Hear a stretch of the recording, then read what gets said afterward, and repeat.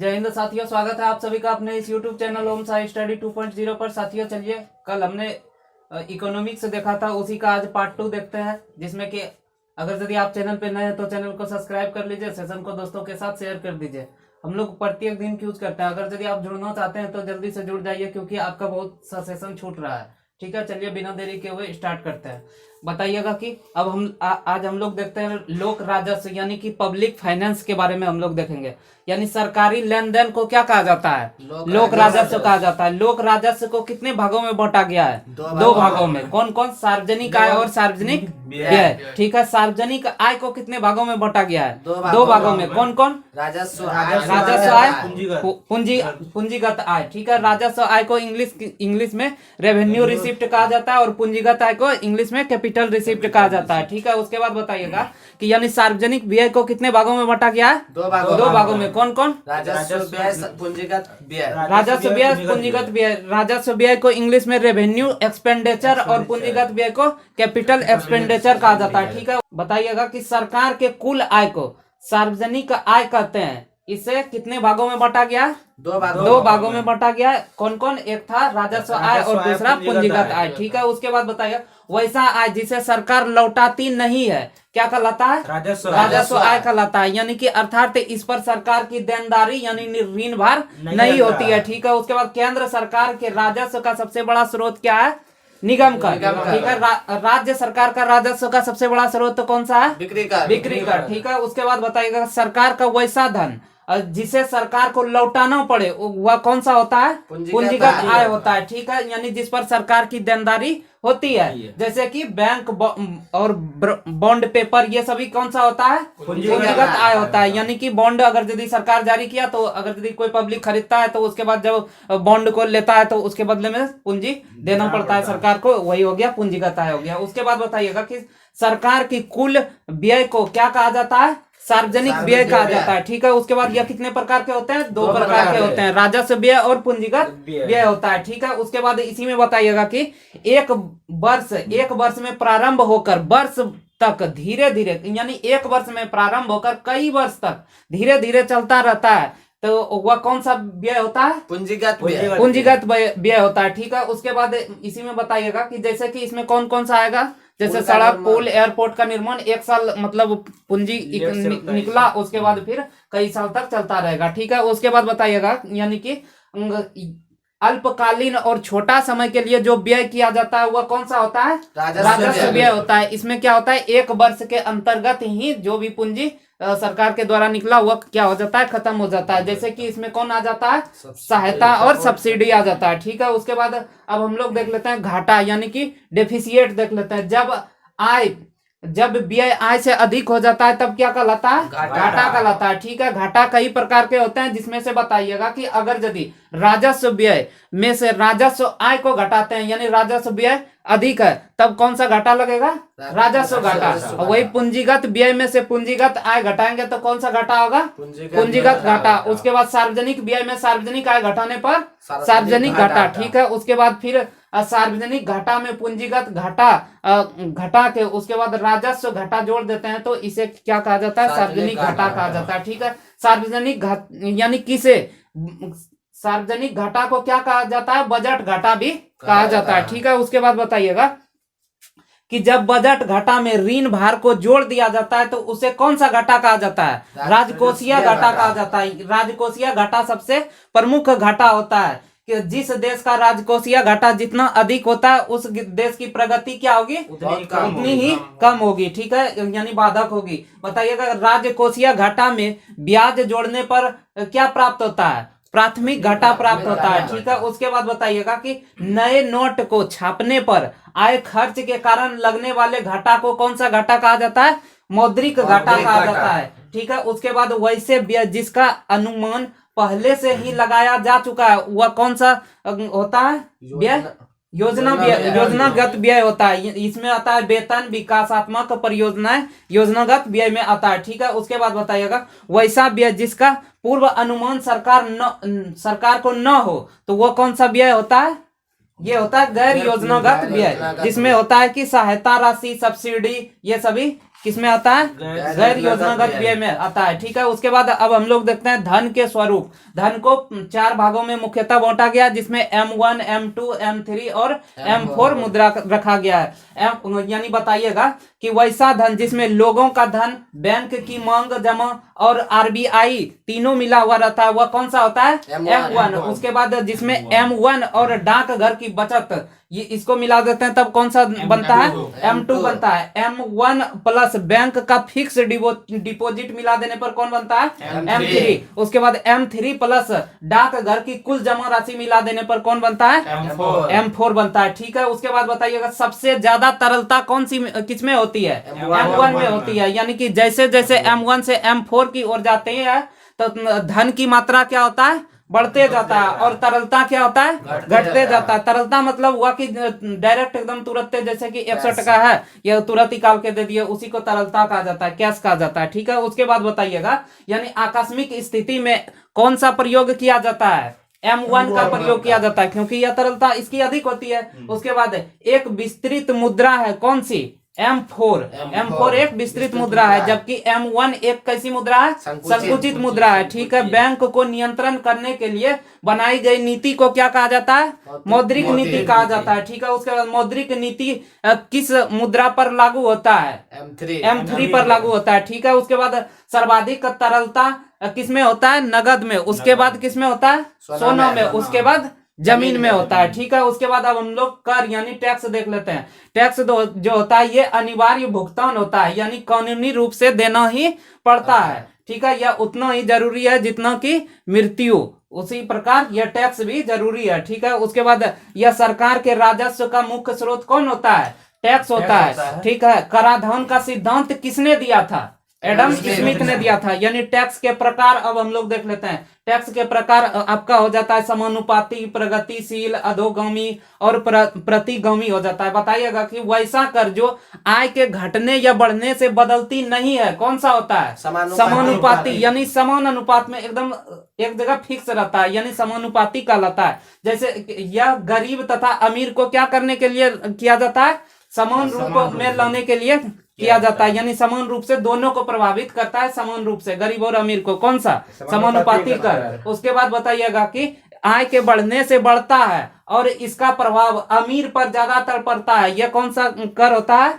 प्रगतिशील कर होता है। यानी कि आय एवं संपत्ति की असमानता को दूर करने के लिए लगाया जाता है। यानी जो कम कमा रहा है उस पे कम लगता है, उसके बाद जो ज्यादा कमाता है उस पे ज्यादा लगता है, ताकि दोनों की संपत्ति को क्या किया जा सके? बराबर किया जा सके। उसके बाद बताइएगा कि वह कर जो आय के बढ़ने से प्रारंभ में बढ़ता है किंतु एक निश्चित सीमा पर जाकर समान हो जाता है, इसे कौन सा कहा जाता है? अधोगामी कर कहा जाता है। यानी प्रारंभ में प्रगतिशील का गुण दिखाता है और बाद में समानुपाती गुण हो जाता है। कौन सा में? अधोगामी कर में। उसके बाद फिर वह कर जिसमें कम आय वालों पर अधिक टैक्स लगता है या गरीबों को अधिक प्रभावित करता है, कौन सा होता है? प्रतिगामी कर, यानी कि रिग्रेसिव टैक्स होता है। ठीक है, उसके बाद बताइएगा कि सरकार बिना कुछ दिए धन जो लेता है उसे क्या कहा जाता है? टैक्स कहा जाता है। ठीक है, उसके बाद अब हम लोग टैक्स देख लेते हैं कि यानी बताइएगा जिस व्यक्ति पर टैक्स लगाया जाता है उसे किस नाम से जाना जाता है? करापात के नाम से जाना जाता है। यानी कि जिस पे टैक्स लगा और जो व्यक्ति टैक्स की धन की राशि को चुकाता है उसे क्या कहा जाता है? कराघात कहा जाता है। ठीक है, उसके बाद बताइएगा कि वैसा टैक्स जो जिस व्यक्ति पर लगाया अंततः उसी से वसूला जाए, उस प्रकार के टैक्स को कौन सा कहा जाता है? डायरेक्ट टैक्स, यानी कि प्रत्यक्ष कर। ठीक है, उसके बाद फिर जैसे कि इसमें कौन कौन आ जाता है? इनकम टैक्स, संपत्ति कर, निगम कर, ये सभी कौन सा कर है? डायरेक्ट टैक्स, यानी उपहार भी। उसके बाद यह कर जिस व्यक्ति पर लगाया जाता है वह उसका भुगतान नहीं करता है बल्कि दूसरा व्यक्ति उसके बदले में भुगतान करता है, तो वो कौन सा होता है? अप्रत्यक्ष कर, यानी इनडायरेक्ट टैक्स होता है। जैसे इसमें एग्जांपल आ जाएगा बिक्री कर, सीमा शुल्क, वाहन कर, ये सभी कौन होता है? अप्रत्यक्ष कर होता है। उसके बाद बताइएगा यानी कि टैक्स के अतिरिक्त लगाया गया टैक्स क्या कहलाता है? सेस का लाता है। सेस होता है यानी कि टैक्स आप जितना दे रहे हैं उससे थोड़ा सा अधिक, जो अगर यदि सरकार ये बीच बीच में लाती रहती है, ये बराबर नहीं चलता है, ठीक है। उसके बाद इसे सेस कहा जाता है। इससे क्या होता है, सेस की धनराशि से कोई जैसे प्रौढ़ शिक्षा हुआ, सफाई हुआ, सामाजिक सुरक्षा, ये सभी सेस के पैसे से किया जाता है, यानी ये एक अतिरिक्त धन हुआ। उसके बाद बताइएगा विभिन्न प्रकार के कर होते हैं, जिसमें कि आप बताइएगा कि यह बड़े बड़े कंपनी पर लगाया जाता है। यह प्रत्यक्ष होता है, मुनाफे के इसमें कितना प्रतिशत लगाया जाता है, 30% लगाया जाता है। ये कौन सा कर होता है, निगम कर होता है, ठीक है। उसके बाद फिर केंद्र सरकार की आय का सबसे बड़ा स्रोत कौन सा कर है, निगम कर है, ठीक है। जैसे कि निगम कर किस पे लगता है, जैसे टाटा हो गया, बिरला, रिलायंस, बड़ी बड़ी कंपनी पर कौन सा कर लगता है, निगम कर लगता है। अब देखते हैं उपहार कर यानी कि गिफ्ट टैक्स, यानी यह क्या होता है, अप्रत्यक्ष या अप्रत्यक्ष होता है, प्रत्यक्ष होता है। गिफ्ट यानी उपहार कर प्रत्यक्ष होता है। इसमें क्या होता है, 50,000 से अधिक के गिफ्ट देने पर क्या लगता है, प्रत्यक्ष कर लगता है, ठीक है। उसमें बताइएगा कि इसका यानी कितना प्रतिशत इसमें टैक्स लगता है, 30% लगता है। जैसे कि मान लिया जाए केबीसी में कोई व्यक्ति 5 करोड़ जीतता है, तो उससे कितना मिलेगा, सिर्फ 3.5 लाख ही मिलेगा, क्योंकि उसका 30% क्या हो जाता है, कट जाता है, ठीक है। लेकिन बताइएगा कि विवाह या समधि द्वारा दिए गए उपहार में टैक्स लगता है, नहीं लगता है, क्योंकि ये भी उपहार टैक्स है, लेकिन इस पे टैक्स नहीं लगता है, ठीक है। उसके बाद बताइएगा, अब देखते हैं आयकर यानी इनकम टैक्स। यह एक प्रकार का कैसा कर है, आयकर प्रत्यक्ष कर है, ठीक है। जिसे कौन इसको मतलब ग्रहण करता है, केंद्र सरकार ले लेता है, ठीक है। अब हम लोग इनकम टैक्स देखते हैं, बताइएगा कि इसमें कि इनकम टैक्स कैसा कर है, प्रत्यक्ष कर है, ठीक है। इसे कौन लगाता है, केंद्र सरकार लगाता है। इनकम टैक्स के निगरानी के लिए एक परमानेंट नंबर दिया जाता है, यानी कि पैन कार्ड होता है वह, ठीक है। उसके बाद बताइएगा भारत में इनकम टैक्स के कितने स्लेब है, 4 स्लेब है, ठीक है। बताइएगा इनकम टैक्स का ब्यौरा देने के लिए यानी कि कंप्यूटेशन बनाना पड़ता है। किसको बनाना पड़ता है, कंप्यूटेशन बनाना पड़ता है, रिटर्न वाले, हाँ, कंप्यूटेशन के इनकम के आधार पर ही इनकम टैक्स रिटर्न भरा जाता है, यानी कि ITR भरा जाता है, ठीक है। उसके बाद बताइएगा, अब हम लोग चलते हैं वस्तु एवं सेवा कर यानी GST। GST का फुल फॉर्म क्या होता है, goods and service tax. Goods and service tax. बताइएगा कि यह एक प्रकार का कैसा कर है, अप्रत्यक्ष कर है। GST का यानी GST किस देश के मॉडल पर आधारित है, कनाडा के मॉडल पर आधारित है, यानी कि विश्व में सबसे ज्यादा GST की दर किस देश में है, भारत में स्थित, भारत में है, ठीक है। GST चोरी करने पर कितने साल की सजा है, 5 साल की सजा है, ठीक है। उसके बाद बताइएगा GST के पंजीकरण में कितना अंक होता है, 15 अक्षर यानी 15 नंबर होता है, ठीक है। उसके बाद बताइएगा कि GST के दायरे में यानी कि 20 लाख से अधिक टर्नओवर वाले व्यापारी को रखा गया है, ठीक है। बताइएगा कि यानी कि GST के सभी निर्णय कौन लेते हैं, GST परिषद। GST परिषद में कितने सदस्य होते हैं, 33 सदस्य होते हैं, यानी कि 28 राज्य से होते हैं, 28 राज्य के वित्त मंत्री, ठीक है। उसके बाद फिर दिल्ली और पांडिचेरी के वित्त मंत्री, उसके बाद केंद्रीय वित्त राज्य मंत्री, और एक होता है केंद्रीय वित्त मंत्री,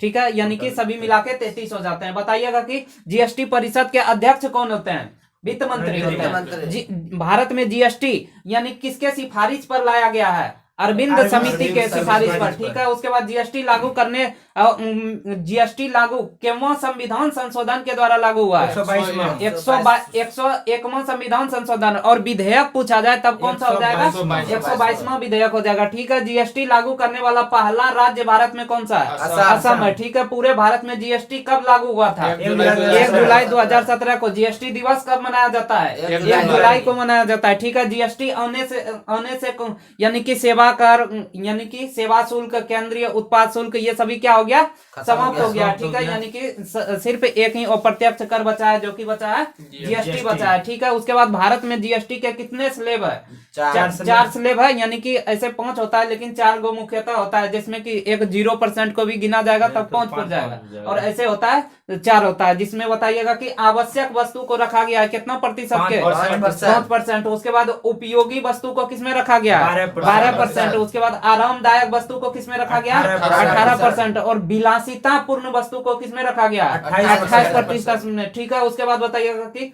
GST को कितने श्रेणी में बांटा गया है, चार श्रेणी में बांटा गया। कौन कौन? सेंट्रल जीएसटी, CGST, SGST और IGST, यूटी जीएसटी। यूटी मतलब यूनियन टेरिटरी जीएसटी, बताइएगा। यानी कि CGST यानी कि CGST कौन लगाता है? केंद्र सरकार, ठीक है। यानी कि वस्तु के उत्पादन पर कौन सा जीएसटी लगता है? CGST लगता है। यानी कि बताइएगा, जिस जीएसटी पर राज्य में यानी जिस राज्य में वस्तु बनी है उसी राज्य में बेची जाए तो इस पे कौन सा जीएसटी लगता है? SGST लगता है, ठीक है। उसके बाद बताइएगा कि यानी कि वह वस्तु जो कि केंद्र शासित प्रदेश में बनी है, वस्तु केंद्र शासित प्रदेश में ही बिकती है, उस पे कौन सा लगता है? यूटी जीएसटी लगता है, यानी यूनियन टेरिटरी जीएसटी। उसके बाद बताइएगा कि यदि किसी राज्य में बनी वस्तु दूसरे राज्य में बेची जाए तो उस पे कौन सा जीएसटी लगता है? IGST लगता है, ठीक है। उसके बाद बताइएगा कि वह राज्य IGST लेता है कौन? जहां बिकता है, ठीक है। उसके बाद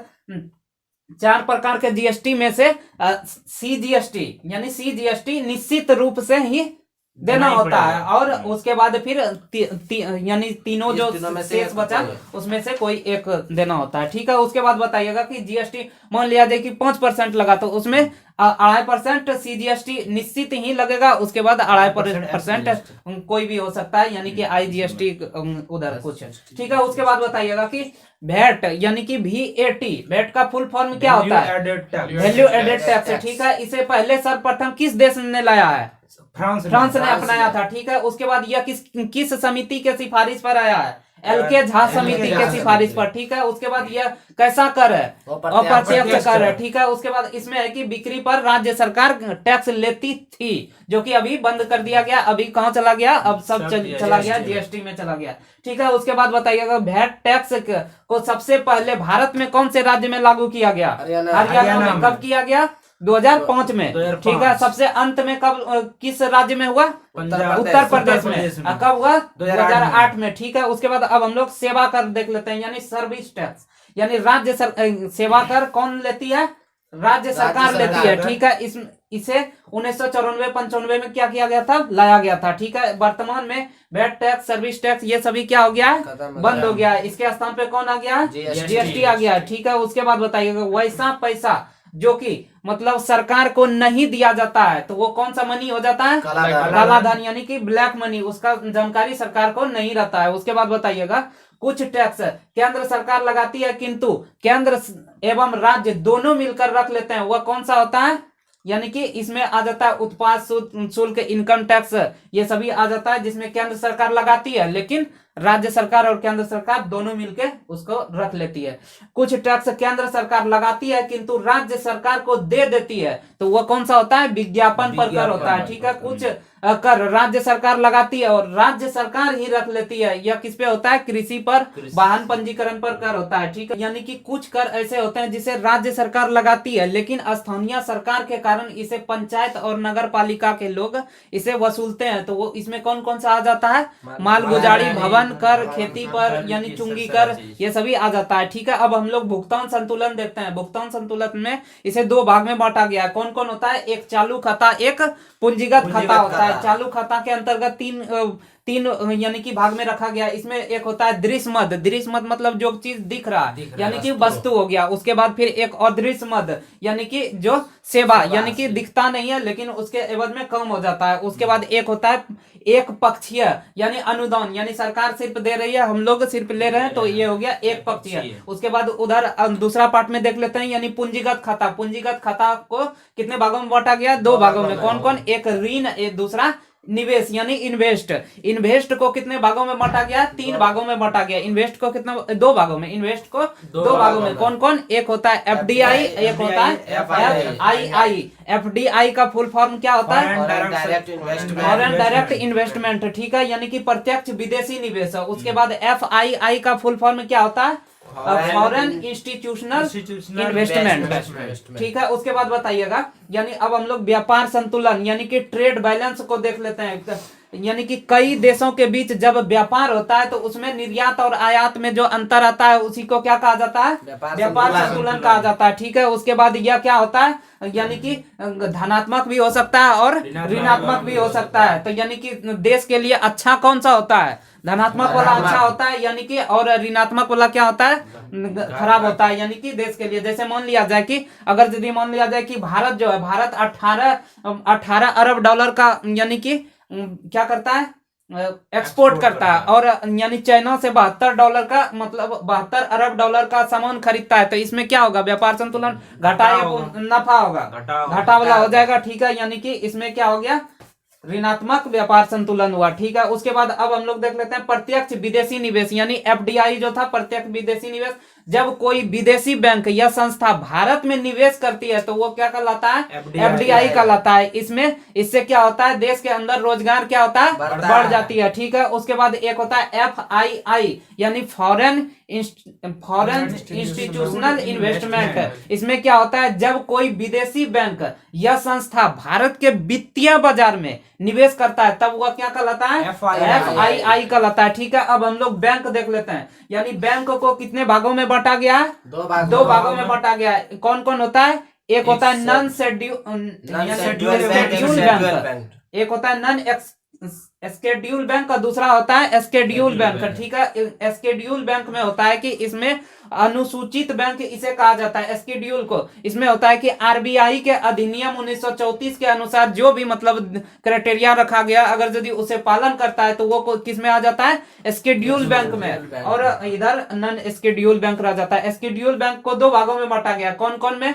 इसमें एक हो जाता है कॉमर्शियल, एक कौन हो जाता है, कोऑपरेटिव यानी सहकारी हो गया, कोऑपरेटिव। ठीक है, उसके बाद कॉमर्शियल को कितने भागों में बांटा गया, 4 भागों में बांटा गया। इसमें एक होता है फॉरेन बैंक यानी कि विदेशी बैंक का, उसके बाद एक होता है PVT यानी कि प्राइवेट बैंक का, एक होता है आरआरबी रीजनल रूरल बैंक यानी कि क्षेत्रीय ग्रामीण बैंक है। इसमें क्या कौन कौन आ जाता है, ग्रामीण किसान को सस्ता ऋण उपलब्ध कराना इसी के अंतर्गत आता है। एक आ जाता है पब्लिक सेक्टर यानी कि ये किसके लिए होता है, जनता के लिए होता है। पब्लिक सेक्टर में 3 भाग आ जाते हैं, जिसमें कि 3 नहीं कई आ सकते हैं, जिसमें कि SBI हो गया, IDBI हो गया, नेशनल बैंक, ये सभी कौन सा बैंक हो गया, पब्लिक सेक्टर के अंतर्गत आता है। अब कोऑपरेटिव यानी सहकारी, यानी 10 मिलके एक अपना बैंक बना लिए हैं तो वो क्या कहलाता है, कोऑपरेटिव यानी सहकारी कहलाता है। इसे 2 भागों में बांटा गया है, एक हो जाता है अर्बन, एक हो जाता है रूरल। अर्बन हो गया शहरी क्षेत्र में अगर यदि सहकारी बैंक है तो उसे अर्बन कहा जाएगा, और ग्रामीण क्षेत्र में है तो उसे रूरल कहा जाएगा। ठीक है, उसके बाद बताइएगा बैंक यानी कि पहला भारतीय बैंक जो कि इंग्लैंड के मदद से बना था तो वो कौन सा था, हिंदुस्तान यानी बैंक ऑफ हिंदुस्तान जो कि इंग्लैंड के द्वारा बनाया गया था। उसके बाद फिर बताइएगा कि यानी कि इंडियन बैंक यानी इंग्लैंड के द्वारा जो बनाया गया था वो कौन था, 3 बैंक जो बनाया गया था 1901 यानी कि 3 बैंक बनाया था, बम्बई, मद्रास और कलकत्ता, ये 3 बैंक बनाया गया था। यानी कि इसे इंपीरियल बैंक ऑफ इंग्लैंड कहा जाता है, यानी कि पहले इंग्लैंड के द्वारा इस पे चलता था, अब नाम इसका इंपीरियल बैंक ऑफ इंडिया कब कर दिया गया, 1921 ईस्वी में कर दिया गया। ठीक है, उसके बाद बताइएगा भारत का पहला बैंक यानी कि कौन था, भारत का पहला बैंक अगर यदि पूछा जाए तब कौन हो जाएगा, सबसे पहला तो ये हो जाएगा बैंक ऑफ हिंदुस्तान। ठीक है, इसे यानी कि अंग्रेजों ने कब बनाया था, 1770 ईस्वी में खोला था। ठीक है, उसके बाद बताइएगा भारत तथा अंग्रेजों द्वारा मिलकर खोला गया पहला बैंक कौन था, यानी कि कॉमर्शियल बैंक, इसे यानी अवध बैंक या कॉमर्शियल बैंक, इसे इलाहाबाद बैंक यानी कि 1881 ईस्वी में भारतीय द्वारा खोला गया पहला भारतीय बैंक कौन सा था, पंजाब नेशनल बैंक। इसे कब खोला गया था,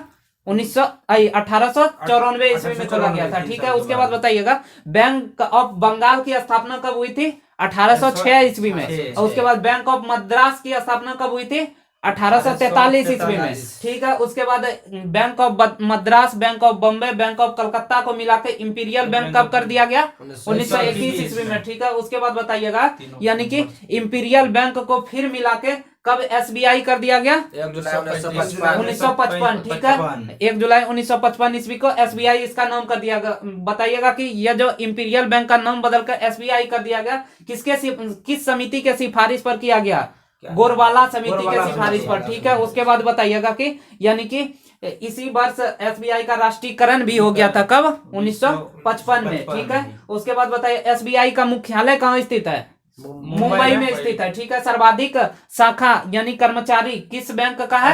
एसबीआई का है, यानी एटीएम सर्वाधिक शाखा कर्मचारी सभी किसका है? एसबीआई का। पूछेगा कि अगर यदि सबसे पहला एटीएम यानी खोलने वाला कौन सा बैंक था? एसबीआई ही था, ठीक है। उसके बाद फिर इसके 8 सहयोगी बैंक भी है, किंतु इनमें से एसबीआई किंतु वो सभी क्या हो गए हैं? एसबीआई में मिल गए, ठीक है। भारत का पहला एटीएम एसबीआई ने कब खोला था? 2004 में खोला था, ठीक है। उसके बाद बताइएगा, अब देख लेते हैं कि राष्ट्रीय महिला बैंक, इसकी स्थापना कब हुई थी? 19 नवंबर 2013 को हुई थी। कहाँ हुआ था? तो मुंबई में हुआ था, यानी राष्ट्रीय महिला बैंक की स्थापना कहाँ हुआ था? मुंबई में हुआ था, ठीक है। इसमें यह प्रावधान था कि खाता धारक केवल कौन होंगे? महिलाएं होंगे, लेकिन यह बैंक असफल हो गया, यानी कि चल नहीं सका। अंततः इसे किस में मिला दिया गया? एसबीआई में मिला दिया गया, ठीक है। उसके बाद अब देख लेते हैं आईडीबीआई बैंक, इसकी स्थापना कब हुई? 1964 ईस्वी में हुए, ठीक है।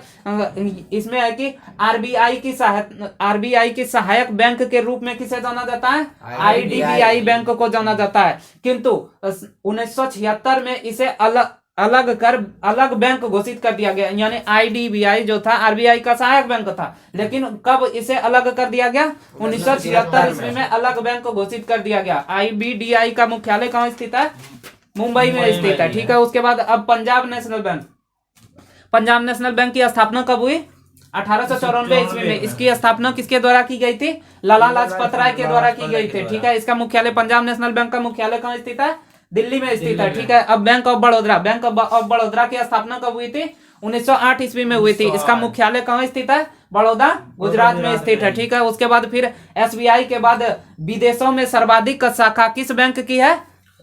बैंक ऑफ बड़ौदा का, ठीक है। सब सर्वाधिक शाखा विदेशों में किस बैंक का है? एसबीआई का। लेकिन दूसरा नंबर पे कौन है? बैंक ऑफ बड़ौदा है। बैंक ऑफ इलाहाबाद अब देख लेते हैं। बैंक ऑफ इलाहाबाद की स्थापना कब हुई थी? 1869 ईस्वी में हुई थी। बैंक ऑफ इलाहाबाद के मुख्यालय कहाँ स्थित है? कोलकाता में स्थित है, ठीक है। उसके बाद बताइएगा कि बिहार में खुलने वाला पहला बैंक कौन था? बैंक ऑफ इलाहाबाद था, ठीक है। उसके बाद अब बैंक का राष्ट्रीयकरण देख लेते हैं। राष्ट्रीयकरण क्या होता है? इसमें होता है कि प्राइवेट बैंक को सरकारी कर देना क्या कहलाता है? राष्ट्रीयकरण कहलाता है। भारत में राष्ट्रीयकरण कितने चरणों में हुआ है? 2 चरणों में हुआ है, ठीक है। प्रथम चरण में कितने बैंकों का राष्ट्रीयकरण किया गया? 14 बैंकों का राष्ट्रीयकरण किया गया, ठीक है। प्रथम बार जो राष्ट्रीयकरण हुआ कब किया गया था? 1969 ईस्वी में किया गया था, ठीक है। इसमें 14 बैंक किया गया था, जिसका नाम जल्दी बोल देते हैं। बैंक ऑफ इलाहाबाद था, बैंक ऑफ इंडिया था, इंडियन बैंक था, central bank of India, syndicate bank of India, syndicate bank, उसके बाद फिर Indian overseas bank, UCO bank, Punjab national bank, Canara bank,